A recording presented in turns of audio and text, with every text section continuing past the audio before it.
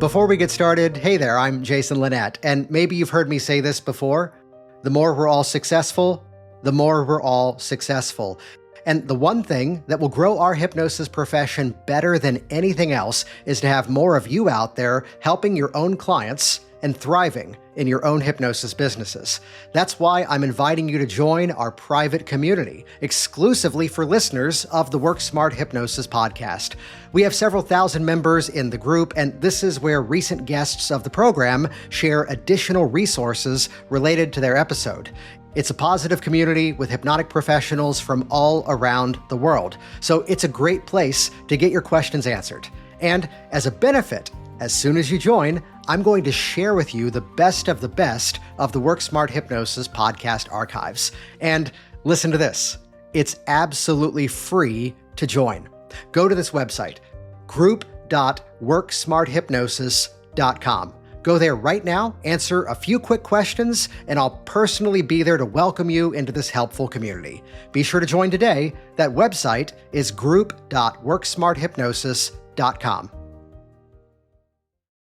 Depending on where you are in the world, if you go to Google and you type in a search for two simple words, hypnosis training, the worksmarthypnosis.com website appears on the first page. That took a while. It took a while to get there. And part of it is, well, you are listening to podcast session number 449. In every one of these episodes, we've created a custom page, kind of like a blog post, to then share the notes and the resources of the episode. So there is a massive stockpile of content that is about training hypnosis. In addition to that, there is also a blog on the Work Smart Hypnosis website. And every bit of this, since day one, all the way back to June 2014, has been speaking to you, the person who wants to train to do hypnosis for the first time or train to do it better. Hypnosis helps people take back control of their lives. But here's the thing. Too many hypnotists struggle to get consistent results with their clients or grow their hypnosis businesses. I'm Jason Linett, and after more than 2 decades of building a thriving hypnosis practice, I created this podcast to help you do the same. Whether you're just starting your hypnosis journey or if you're ready to scale your business to the next level, you're exactly where you need to be. Welcome to Work Smart Hypnosis. If your hypnosis clients cannot find you, they cannot book with you. And if these people can't book with you, they can't pay you. So this is important for you to realize because so many people in our industry would often say, oh, I'm not a marketer, I'm not a business person, I'm not a salesperson. Yet the reality is, what good are the techniques that you know if you don't have actual paying clients there in front of you? And in this week's episode of the Work Smart Hypnosis podcast, we're going to dive into why a nice hypnosis website isn't enough. Now, before we do that, though, let's rewind my personal story back to around 2002. So at this point, more than 20 years ago. And at this point, I'm in college and I'm going to university for backstage theater production, backstage theater management. And at the time, though, some of you might know this, and for others, it might be a surprise, I was actually paying my way through college as a professional magician. So I was working at a theme park, I was working corporate events, private events, and it's around this time I kind of realized, oh, I need to have a website for this. And again, it's 2002, it's a different game than it is right now. So there I am, I'm backstage in one of the classroom areas, and I'm building my first website to be positioned as a magician. And this one specific night, though, I was kind of on a roll. You know how sometimes you get swept into a project and you know you need to go to sleep, but you're like, I'm on a roll right now. I got to keep at this. And that's where I was in this moment. It's like 4 a.m. and I finally figured out how to just get the spacing right on the page. Now, again, 20 plus years ago, I was using a software that I don't even know if Adobe still makes it. It was called Dreamweaver. Don't write it down. You don't need it. I was using that software. And then that wasn't enough though, because still I would save things and it didn't look right or it was in the wrong spot. And so I had from the college library this giant book. It might have even been one of those dummies books all about HTML code. So I was combining this software along with going into the code behind the scenes. And by the time I was done, I'd say this now, the website sucked. but at least I had something, and then it became better over time.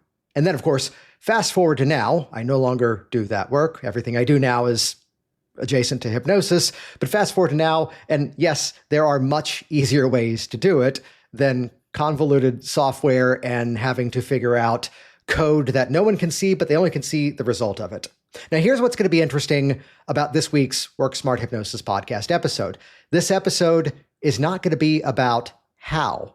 And part of that is twofold. One would be that the majority of you are going to be listening to this podcast as audio only. And it wouldn't really be helpful if I opened up some sort of software or display and went, now click here, now click there. The other part of it, though, is that really diving into the principles that need to be there. This is the thing I can share with you right now. And here's what's going to be cool about this. For some of you, you might be relatively early in your journey and you're just beginning to see hypnosis clients. And the benefit of what I'm about to share with you is that, well, some of the things I'm about to walk you through are things that I've only figured out in the last 6 or 7 years. And as a result of that, I kind of looked back and went, well, I wish I figured this thing out sooner. So you're going to avoid a lot of the mistakes that I made early on. For others of you, you might already have an existing website for your hypnotic services, and it might not be performing to the way that you would want it to be. And the benefit of, again, what I'm about to share with you is that, well, you can put it through the filters of what I'm about to say and then see, oh, that's what I need. That's where the important thing is. Far too often I see people getting caught up on the wrong things. And one of the 5 points I'm about to share with you specifically involves search engine optimization and why most people are approaching it entirely wrong. And instead, something else needs to be the focus so that then the search engine optimization happens naturally. And by the way, briefly, just as a quick mention here, rather than have to figure out all the complicated technology on your own and deal with the guessing and testing of building the thing that then doesn't work the way you want it to, behind the scenes, I've actually, inside of my companies, we've helped nearly 100 hypnotists around the world to launch or relaunch their websites for their hypnosis practices and businesses. And you've likely bought trainings from some of the people that I've gone in and re-engineered all of their systems. If you're curious to know more about that as our service, head over to website.worksmarthypnosis.com. Now that I just said that out loud, that is a horrible link to share on a podcast episode because you're listening to me audio right now. And what I should say is go to the website, website.worksmarthypnosis.com. Yeah, that's confusing, but now that I pointed it out, you're going to remember it. So I guess it worked, website.worksmarthypnosis.com. Here is the real reason behind this episode. Well, not just one, there's several of them. First of all, I have to speak out on something that I've not yet mentioned on this podcast. There's people out there who are trying to push a narrative to you that's absolutely wrong, that websites don't work. And just, if you ever see that, if you ever hear that, just see the big giant red flags waving immediately, because what they're really saying is that they are a person who doesn't know how to make websites work. A website is just a delivery mechanism. It's just a platform. And it's what you do with it that actually matters. And oh, let me be careful on this one. There's someone who's putting out a message to go, websites don't work, but then they're asking you to buy from their website. And that's just curious now, isn't it? Or another who goes, websites don't work. And yet I consulted them years ago because they went, oh, I love your website. Help me out with this private project. And then they spent a lot of money with me because they liked what they saw on my website. So yeah, websites don't work. Yeah, they do. Let's just move on. It's just a fact. So point number 2 here, the reason behind this episode, the statement that I'd often hear sometimes, especially with all things social media, I don't think I need one. And again, if that's being said, well, you're entitled to test out your business any way that you choose. However, the reality is, with market sophistication being what it is, our online audiences now are more likely to check up on you before they do anything with you, even before they might even fill out a form and share their email address to get more information, let alone book a call. That, automatic trust is at a lower level these days. And because of this, well, if you go to older marketing books, they talk about a principle called the marketing rule of 7. that the idea would be people needed to see something about 7 times before they actually paid attention. I'd put it to you that number is at least 3 times higher now. And this is something that I learned the hard way by making use of much more complicated technology at one point to be able to see organically or even by paid traffic what were people doing before they landed on my website. And the reality was they would see an offer for something, they'd see a promo somewhere, then they would research me. They would look me up, they would check up on me. And as a result of that, then they saw the mountain of proof that I'm the person who did the things that I said I was doing. And because of that, then that's why they selected me. On the other hand, here's something you need to realize. And before I tell you what it is, I'm going to jokingly pat myself on the back and tell you, this is the thing that I am really good at. And this is the adjustment that I know how to make that's completely transformed hypnotist businesses around the world. I'm saying this as I jokingly pat myself on the back. People are also more likely looking for reasons to not do business with you. They're looking for reasons to deselect you more than they're looking for reasons to actually do business with you. And troubleshooting that and problem solving that in advance, that's the thing that I do exceptionally well because of the amount of testing and workshopping and collaborations I've done over the years, specifically in terms of, well, not just getting hypnosis clients, but also for those of you that teach in some form, also getting hypnosis students. So far, the reasons of this episode, websites don't work. Yes, they do. I don't think I need one. Yeah, you do. And the third reason behind this episode is really the thing that I've heard more as a objection or concern than anything else lately, which is that I already have one. Well, here's the thing.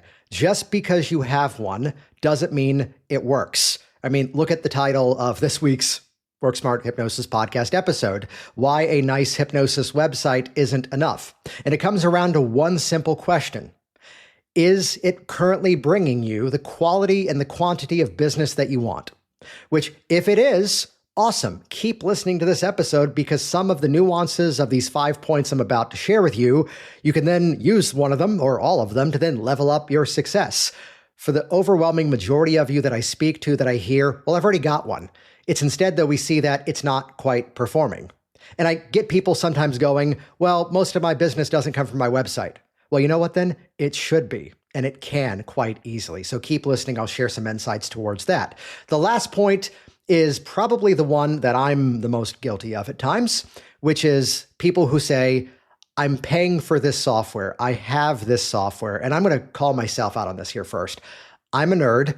I study this stuff, and the longevity of my business and the projects I've built over time, or even for other people, it's where I've really developed that knack for being able to figure out what works, what doesn't work, and how do we build the right psychological sales journey. So the software itself is really just the platform to deliver the pages.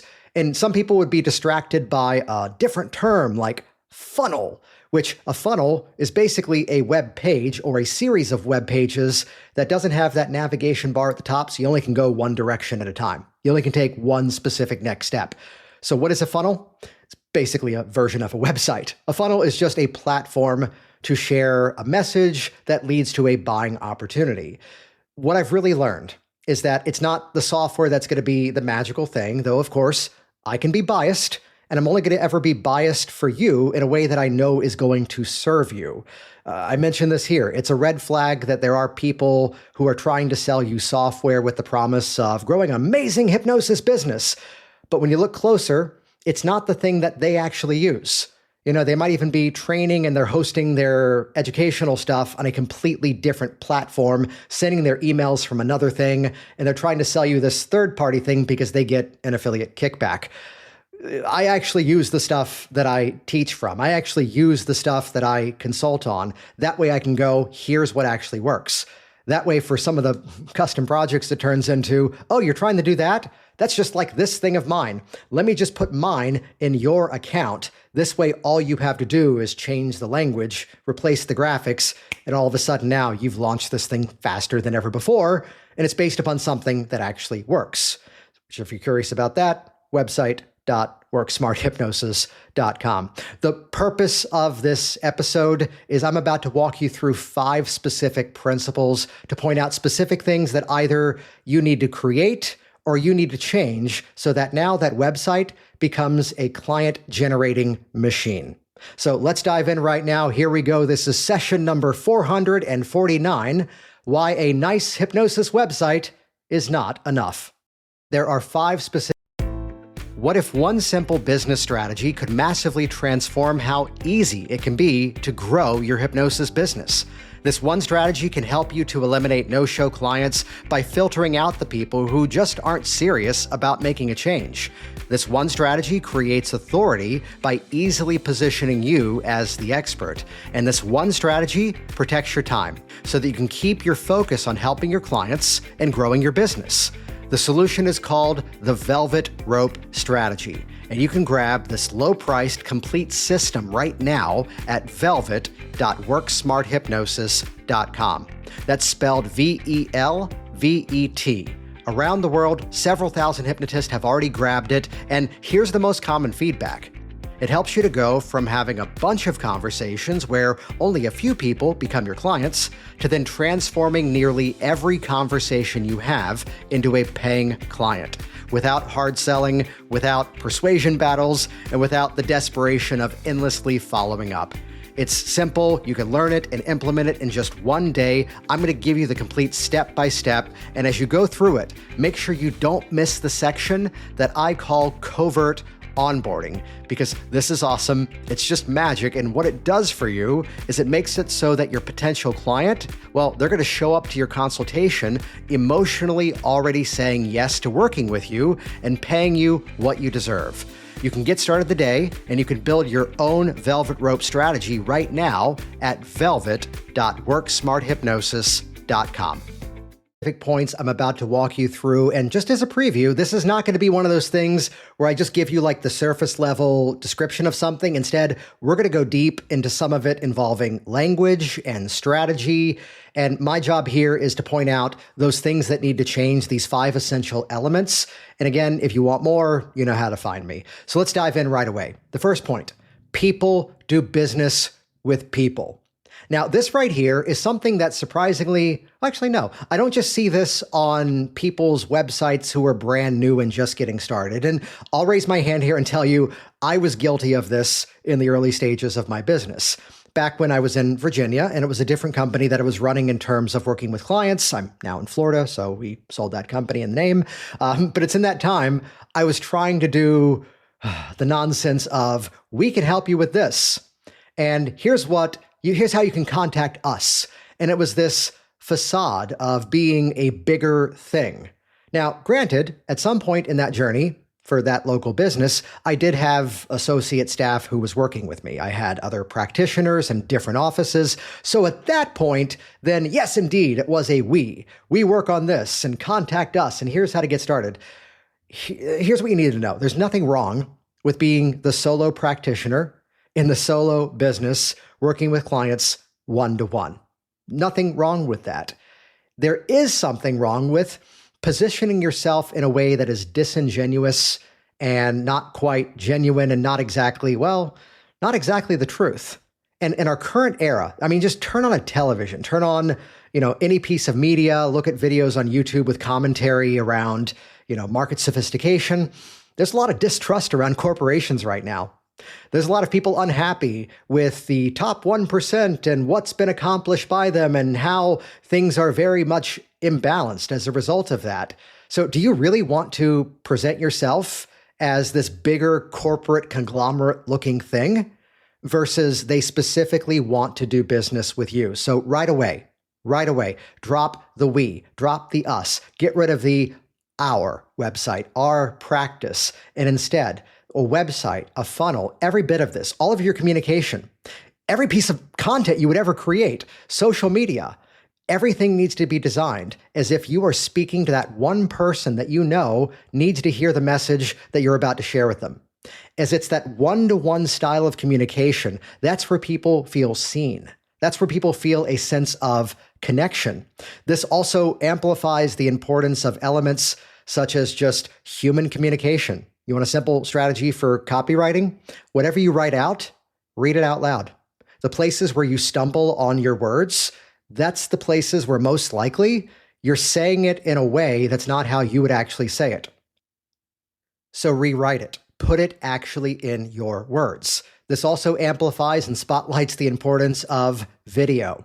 People do business with video. Now, there's an older statement that I've said for years, and I still tend to agree with it. A website is a mechanism to display specific videos and build rapport through the screen so that people are compelled to do business specifically with you. Two quick things on that here. One, I've talked enough about imposter syndrome. I actually did a keynote at HypnoThoughts Live 2017 on it, and I could crack the joke. I was believing I was full of it before any of you were. I was talking imposter syndrome before it was popular.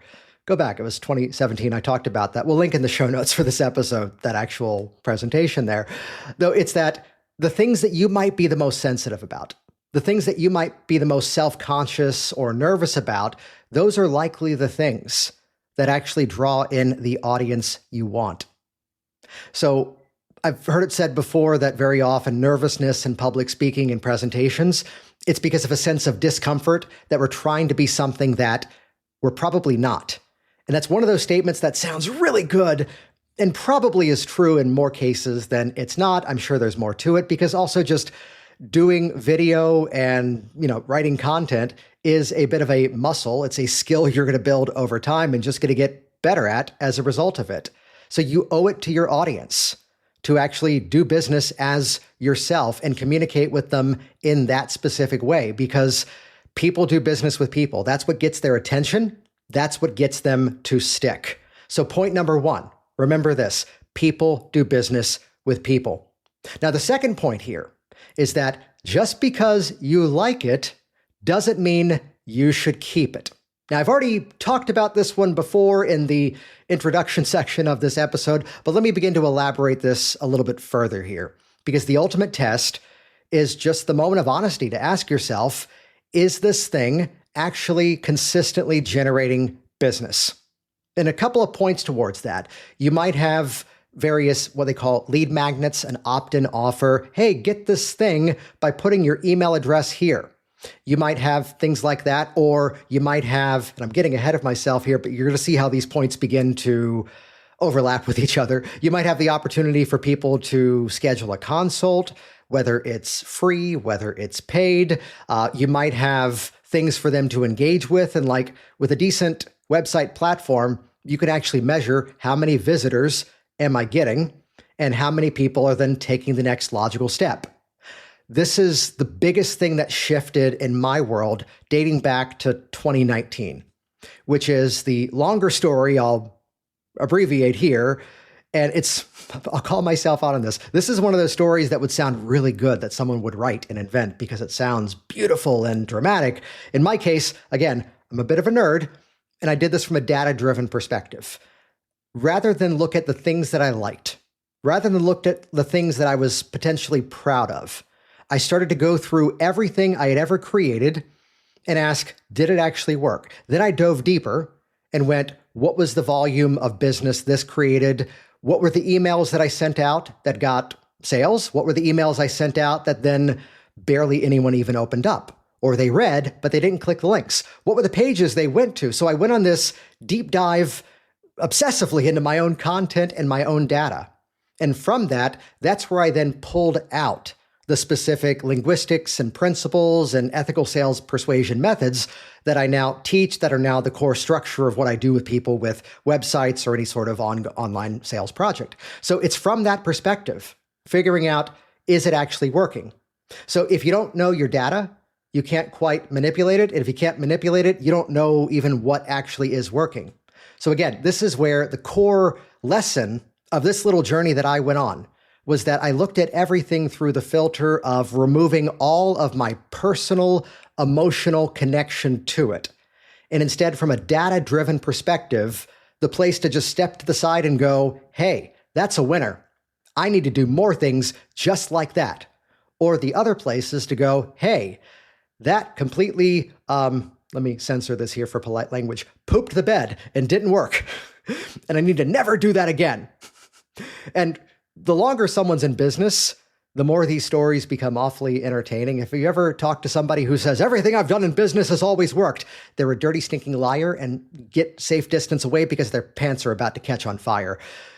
anybody in business. There's failures, there's wins, there's successes, there's the I just broke even on that one. So again, just because you like it doesn't mean you should keep it.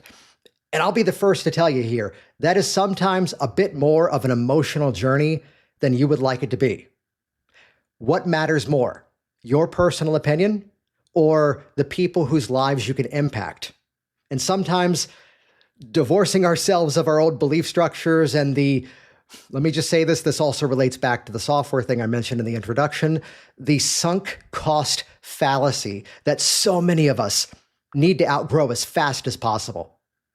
If you don't know what that is, that's where like people would go, oh, but I've paid this much money to get this thing built. I have to make it work.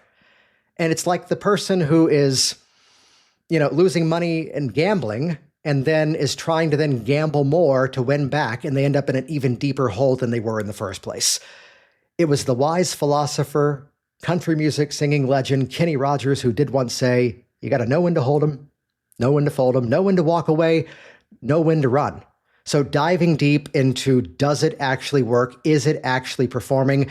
And I mean, this is one of those things that we've often helped people on. There's a couple of people who recently, we were doing a project with them, and part of how their clients were coming into their world was by way of a questionnaire that then qualified people as to whether or not they could then book a call. So they had another decision factor in advance of the booked call. And one of them specifically at one point was looking and going, hey, I know we rebuilt this on another software. I don't think it's working as well. Let's go back to the other software. And not for any sense of pride on my part, I was able to go into their old system that I had access to and the one that we had helped them to rebuild. And we're able to see, here's the number on the old system. Here's the number of people who visited it. And here's the people who completed it, the conversion. And then here's our new system. Here's the number of visits. And then here's the number of conversions. And by looking at it in terms of the ratio, the percentage, what percentage of people went to the thing and then followed through with the steps, the new one was actually outperforming it. So that actually tells you that there's something else in the journey of how those clients were coming into this person's business that then needed to change.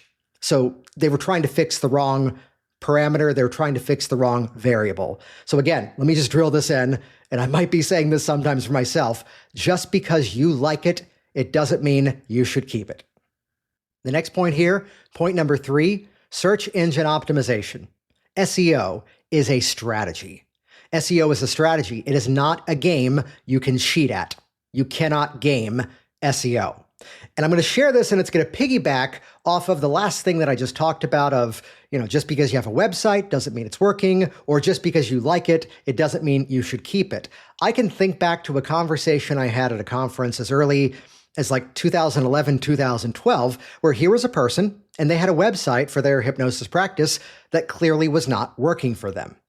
And they were completely stuck on the idea that either one of two pathways, they either needed to pay for advertising, paid traffic to bring more people to this website, which again, wasn't working, or they needed to do search engine optimization to then build more organic mechanisms, free traffic, to bring people to this website. And let's just run the math real quick here. If you have a thing that is producing, let's use an easy number, 0. If you have a thing that's producing 0 quantity and quality of business, and now you show that thing that's producing 0 to a bigger audience, what's going to be the result? Yeah, 0 times any number is then 0. So and listen carefully here, because I've been misquoted on this at one point. Yeah, search engine optimization is valid. Search engine optimization is a thing you should keep in mind here. And I'm going to give you right now, listen carefully, I'm going to give you the easiest strategy to do it correctly. You need to create the right content that speaks to your audience. There you go. There's the actual strategy. It's the actual content that's on the page that makes it climb up the search rankings.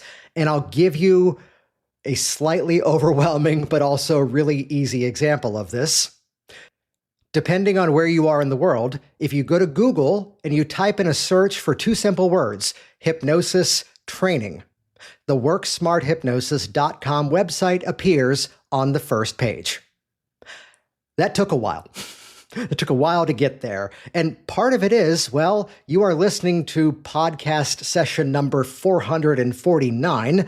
In every one of these episodes, we've created a custom page, kind of like a blog post, to then share the notes and the resources of the episode. So there is a massive stockpile of content that is about training hypnosis. In addition to that, there is also a blog on the Work Smart Hypnosis website. And every bit of this, since day one, all the way back to June 2014, has been speaking to you, the person who wants to train to do hypnosis for the first time or train to do it better. I am speaking directly to you in my audience. And as a result of that, I naturally climbed over time without much gaming of the strategy. So no, you don't necessarily have to go off and record 449 podcast episodes. I mean, you could. You don't have to write hundreds of blog posts and then use the right language along the way. Let me give you an easy way of thinking about this, though, which is the things that you say to gather an audience, does it pass the 2 a.m. test? And what I mean by that is that it's 2 a.m.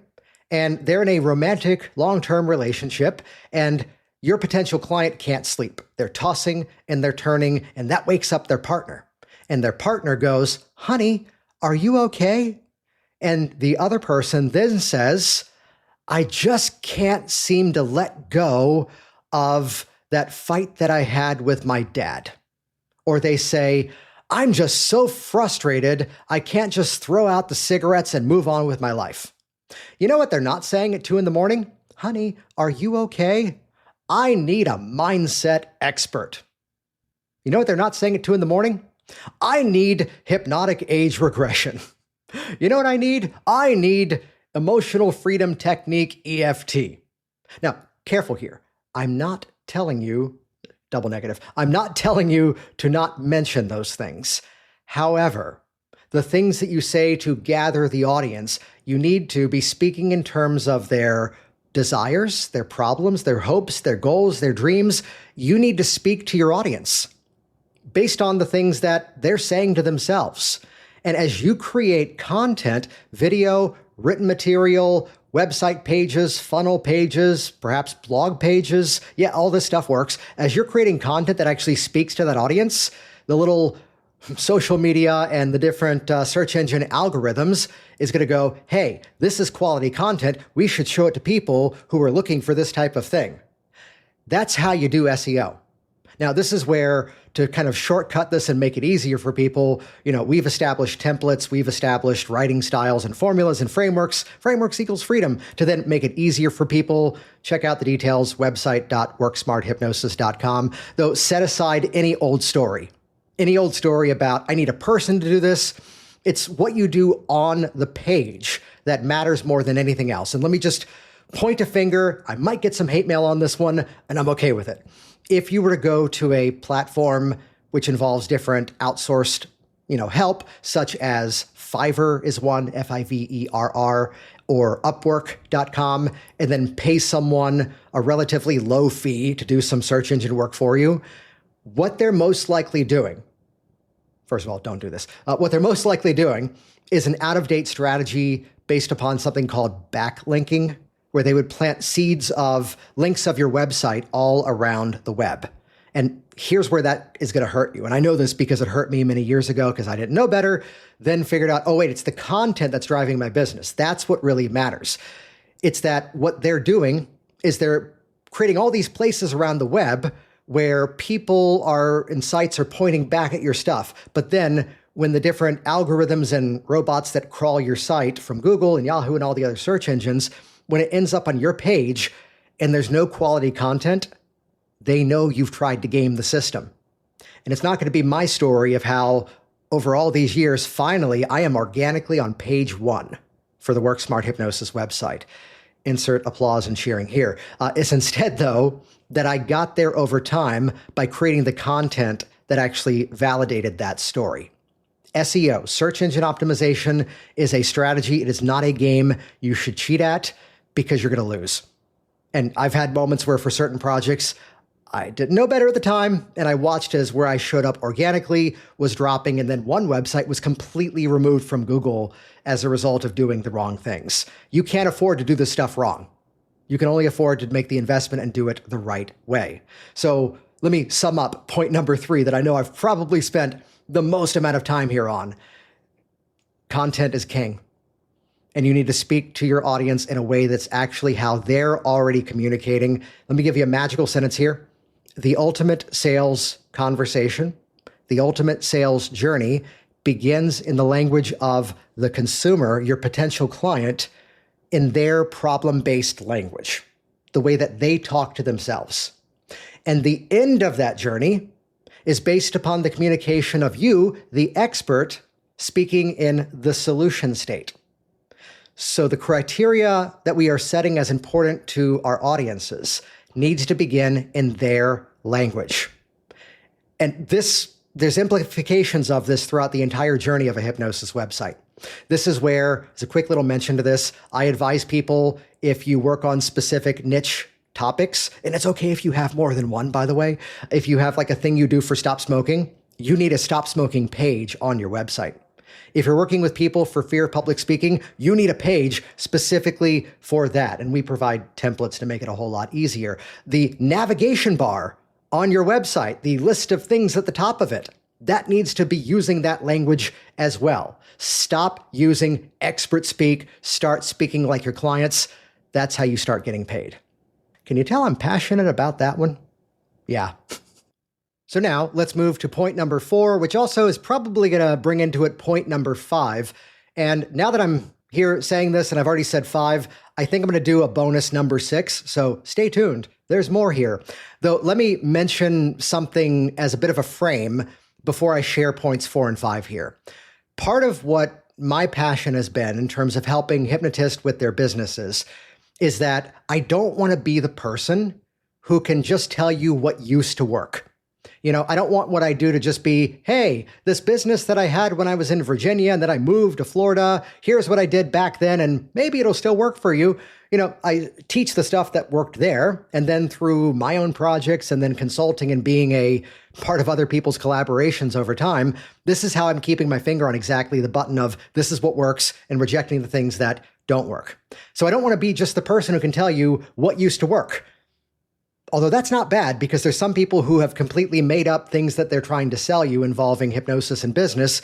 And just Google's your friend, people. Just Google the person's name. If you can't find evidence that they've actually done the things that they're trying to sell you, turn and run, block them, move on. That is dangerous, and I'm sick of it. And that's part of what reignited the passion of bringing back this Work Smart Hypnosis podcast. Rather than channel that into frustration and anger, as it was becoming that people, my friends, were getting ripped off. Instead, it was, okay, well, do something about it and start to share the content differently on this podcast episode.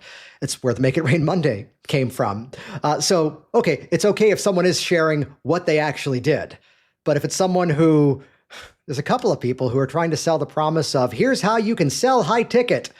And when you look closer, you realize they didn't have a high ticket offer to sell until they could try to convince you could have one as well. So you are their high ticket offer. And they've never actually done the thing that you want to model from them. So turn and run, that's dangerous. Have I stressed that enough here? So I don't want to just be the what used to work. And I also thought about it over time and I went, hey, I don't want to just be the person who can tell you what's working right now. Though clearly that's important because the world costs money to live in. So yes, I'm going to focus on that. The bigger mission behind everything that I do is that I want to be that person who can also point out what is going to continue to work in the future, even as our current mechanisms that we believe we absolutely have to have are replaced by other things.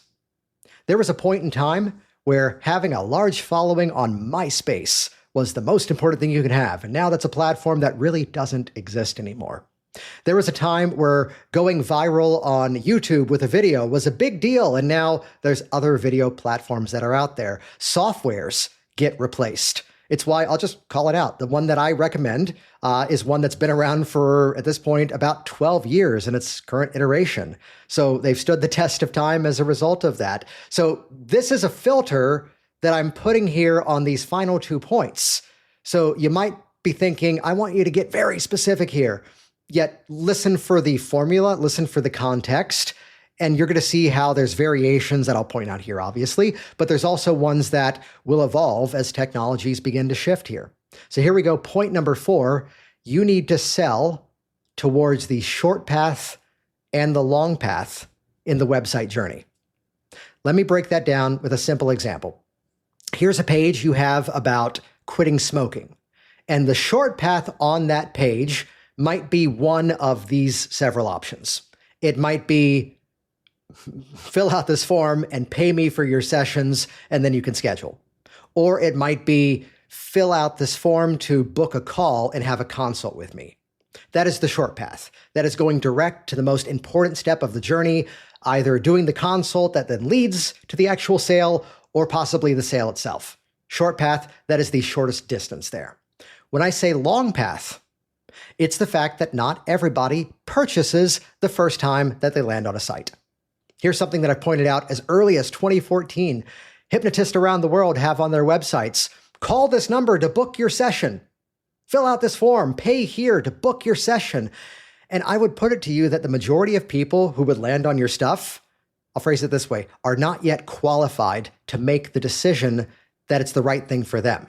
And it's that your content journey, the stuff that you create, that's what's educating and informing them as to who is a fit to work with you and who is potentially not yet a fit to work with you. Let's phrase it in a positive way there.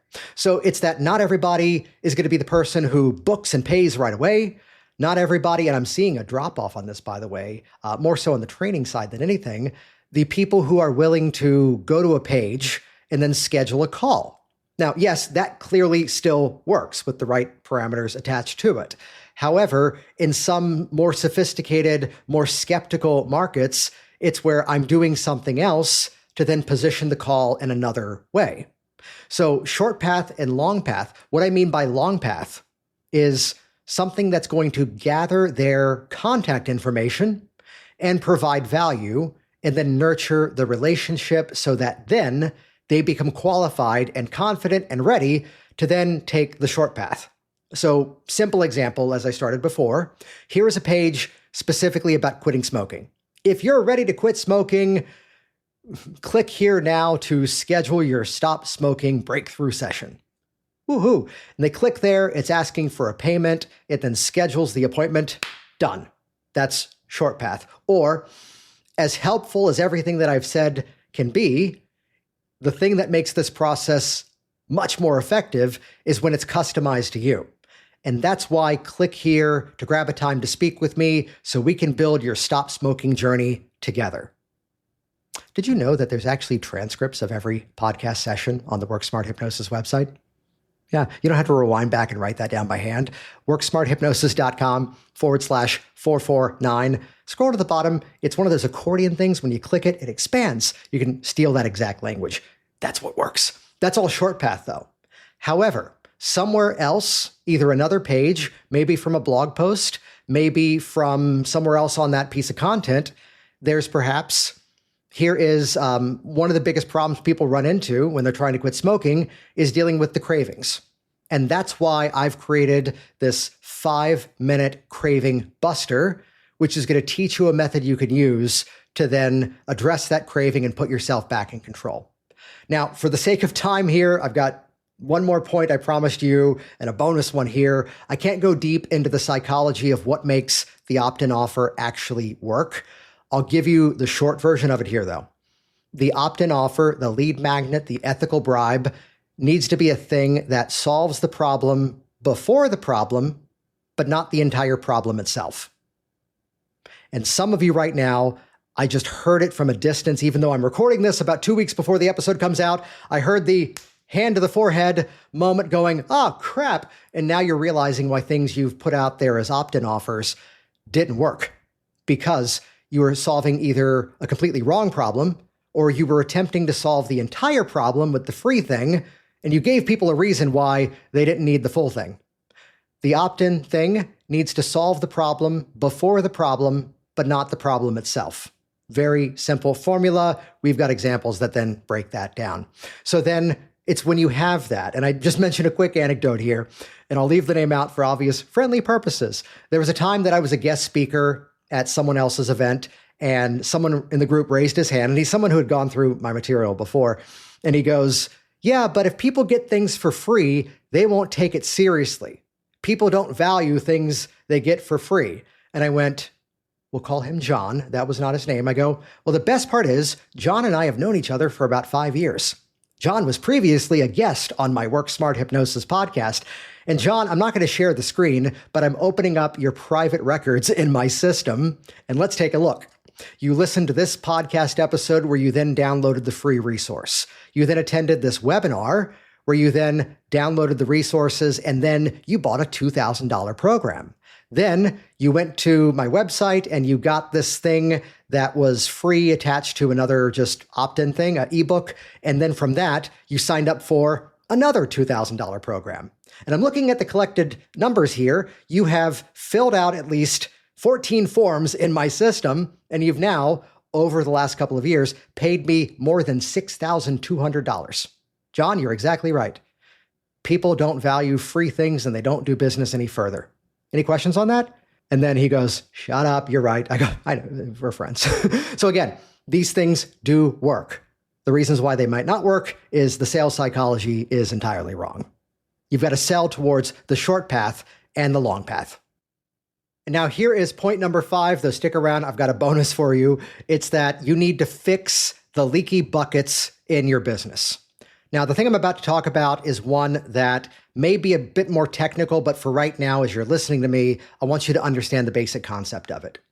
The reason why people don't take action, and that could be whether they are buying something online, paying for a service, scheduling a call, the reason why people exit the sales journey is not always because they've decided they don't like you and they never want to see you again. The easiest example of this is actually something that I was buying this morning. There was something that I have at home, a simple device in the kitchen, that it broke. And then I wanted a new one.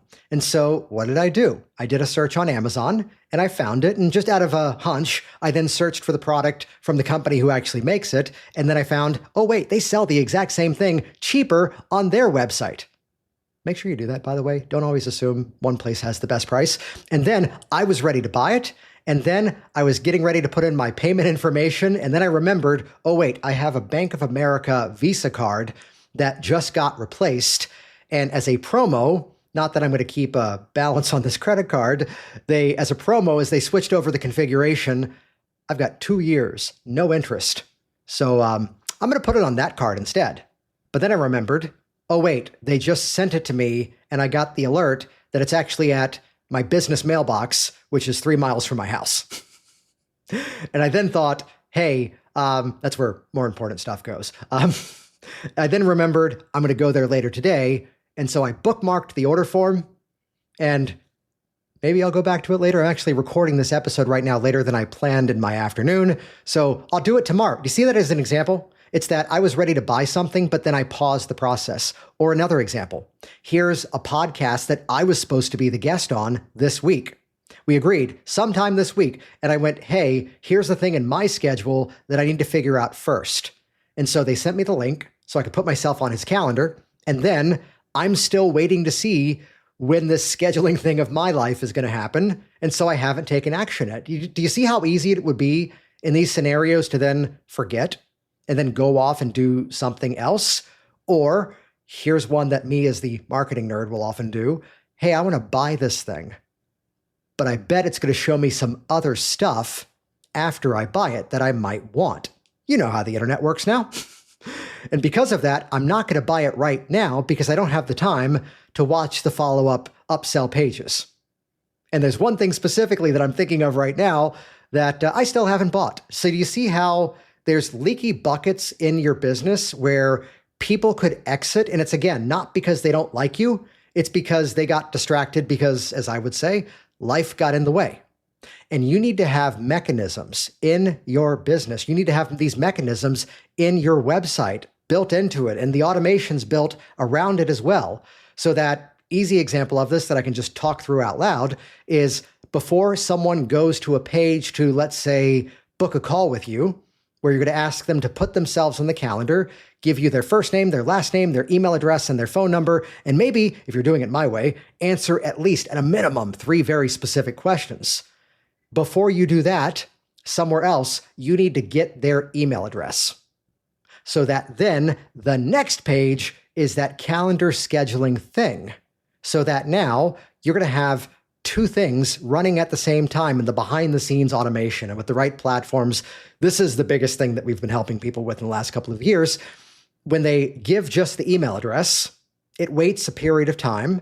And then if the action of booking the call has not yet occurred, it sends a friendly customer service-based message to go, hey, it looks like you started the process to schedule this call. However, you didn't quite complete it. No problem. Click here to go back and grab a time. I look forward to speaking and working with you soon. The same thing with a sales offer. Win the email address first. Then it plops them on the page. And the thing is, you need to have this set up, and it's easy with the right systems. You need to have this set up so that then, as soon as they take the desired action, this, what I call retention sequence, automatically stops. Which kind of leads me to the bonus number 6, which is that some of you, in terms of websites, you have just put yourself into a corner because you've made it, this is not the word that's on my notepad here, you've made it too flipping complicated, and that's why you can't do minor fixes yourself. You're trying to Frankenstein all these disconnected, complicated things to each other, or they're not even talking to each other at all, and that puts you in the manual running of your business more than anything else. I have a person who I was supposed to be on a call with later today. Instead, we did it earlier today, and the whole thing that was the delay was that her web person put the wrong version of the consult on her website. And some of you are listening right now going, is he talking about me? It was 2 people this happened to on the same day. And I went, hey, that's not as complicated as you would think. And here, I'll just do a quick little custom video to show you, here's how it could be done instead. And they went, yep, that's it. I need your help. So again, this leaky bucket retention, this thing right here is like the one thing that completely transformed my business. And this is one of the things that as we work with people, getting this dialed in, and it's not a big vanity, glorious, pretty website project. It's instead the behind the scenes mechanisms that make it so, well, again, would you rather bring more people to a thing that's not working or make a thing work and then focus on bringing the right audience in? And the bonus point is that really you need to make sure it's not so complicated that you can't figure it out yourself. So any journey of getting assistance or help with a website needs to begin as collaborative, but then transitions to a way that, if you need ongoing support, that's an option. But then for like simple things like, hey, I'm doing another one of these workshops, I need to create another version of that product and point the sales to this thing instead. That's something very simple with the right systems that you could do yourself. If you're curious to get our help with that, check out website.worksmarthypnosis.com. Though, let me recap the list here. And by the way, keep listening because I'm going to share one more bonus in the afterthoughts of this episode. Point number 1, people do business with people. Communicate to your audience directly. Be yourself. Point number 2, just because you like it doesn't mean you should keep it. Point number 3, I said that search engine optimization is not a game you can cheat at. It's instead, you need to create the right content that speaks to your audience so you climb the rankings and get more sales. Point number 4, sell towards the short path. Buy now, schedule a call, or the long path. Put your email address here to get this thing. Point number 5, you need to fix the leaky buckets, the whole system of retention that I talked about. And point number 6, stop making it complicated. With the right systems, this all becomes crazy simple, highly profitable, and dare I say, wonderfully fun. Hey there, it's Jason, and this is the afterthought part of the podcast. And honestly, this is one of the parts of the episode. If you heard the one about 2 weeks ago with Tracy Barrett-Adams, this is something that I wanted to change as I brought the podcast back to either share some personal insights or nuances if it was someone who I interviewed, or as it was this week. We're not just doing business things on the Make It Rain Monday sessions, we're also doing them in these longer form deep dive sessions as well. And it's here, I want to come on and take something that I said earlier, and rather than just say you need to speak to your audience the way that they're speaking to themselves, I want to give you something to get you started communicating with your audience in a much better way. And it's something you can use today. And I'll tell you right away, this is not the entire formula, because this is going to make possibly the first 2 sentences or the first 2 lines of text on a website, a web page, funnel page, could even possibly be your email subject line. It's going to take your communication and make it better. Now, for the rest of that, reach out to me. That's what we've been helping with lately. It's my persuasive headline, subheadline formula. So there's a very simple formula to this. And again, check out the show notes, worksmarthypnosis.com/449, but that's where you'll see just a little visual graphic of this. Here's the thing you need to know before I share it though. This is where I always start. This is where I always start in terms of configuring the headline and the subheadline of a website page, a funnel page, or even email subject line. This is where I start. It's not always where I finish. However, frameworks equals freedom. As soon as I have a very clear place where I'm going to begin my journey, it's going to give me a workable headline and subheadline that's going to grab the attention of my audience and then inspire them to keep engaging further. Actually then seeing what the call to action would be. So it happens in 2 parts. The first part is the official headline. This is where I start. It's not always where I finish. It's done in 3 simple words. One of them is insert your stuff here. How to outcome. How to quit smoking. How to speak with confidence. How to let go of pre-surgery fears. How to overcome test anxieties. So you see the very simple formula. Refer to it the way your audience refers to it themselves. It's at this point I have to share the quick anecdote. The time in Virginia, I got the phone call. Yeah, I want to come in for the smoking cessation. Smoking cessation. Now at that point, that was not legal yet in Virginia. So what do our people actually say? I want to quit smoking. I want to stop smoking. Which, by the way, fun fact, I've done the research and data for you. Quit smoking and stop smoking get nearly equal search rankings. So find a place to use them both. So how to outcome. There's the first part of this persuasive headline, subheadline formula. Now, for the subheadline, the thing that reinforces it underneath it, I'm going to give you 2 formulas. Sometimes I only use one. Sometimes I use the other. And sometimes if I'm really fancy, I'm going to figure out how to use them both. Now, there's 2 formulas, there's 2 buckets that the subheadline part fits inside of. One of them is about objections. The other one is about avoidances. And I'd say they're equally effective, and it's kind of more your style and your approach and who your audience is how you would decide which one to use. So the 2 buckets that the subheadline can satisfy would be objections or avoidances. Let's work with the objection example first. The language of this is how to outcome, as we've already covered, followed by even if you, common objection. So let's go off of the smoking one from before. How to quit smoking even if you've struggled to quit for years. How to quit smoking even if you've stopped many times, yet always went crawling back to those cigarettes. How to quit smoking even if you don't believe you can. Ooh, isn't that one magical here? And do you feel how some of you leaned in as I gave you these? Because it's making a promise and it's also then establishing curiosity. As I said here before we started this little afterthought section, this is going to get you started. For the rest of it, you know how to find me. Now here's the other formula though, which one was the one about avoidances. So with this one, it's how to outcome without having to thing you want to avoid. How to quit smoking without having to gain weight as a result of quitting. How to quit smoking without having to avoid social situations where other people are smoking. How to quit smoking without having to make use of dangerous nicotine replacements. How to quit smoking without having to use chemical additives. Now, the key is you want to make sure whatever these objections or concerns are, these avoidances, these need to be things that actually are important to the audience. I had to correct someone's writing recently, which was that I had to go, okay, so there's somebody who is relatively new in their journey as a hypnotist. And they were using the objection pathway of, even if you're afraid you might get addicted to nicotine supplements. And I had to go, I've seen at least 1,200 people to quit smoking since I first started doing hypnosis. And I can tell you just from that experience, am I saying there's no one out there with that concern? No, I'm not saying that. I am saying that's one that I've never heard. So there's likely very clearly other better objections to begin to address here.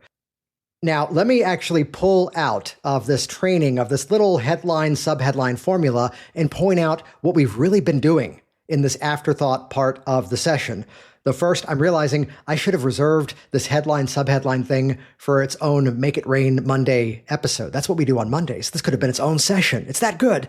But then again, hey, everybody, write this down. Never assume that everybody has seen everything that you've ever done. So those of you that listen to this part, you can be smug and smile in a couple of weeks or months when suddenly there's a Make It Rain Monday about how to start writing to grab attention, and we'll repurpose this and I'll present it in a slightly different way. Though here's the real value of what we just did together.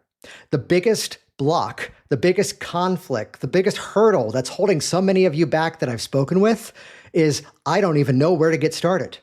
And do you see how we just solved that problem together?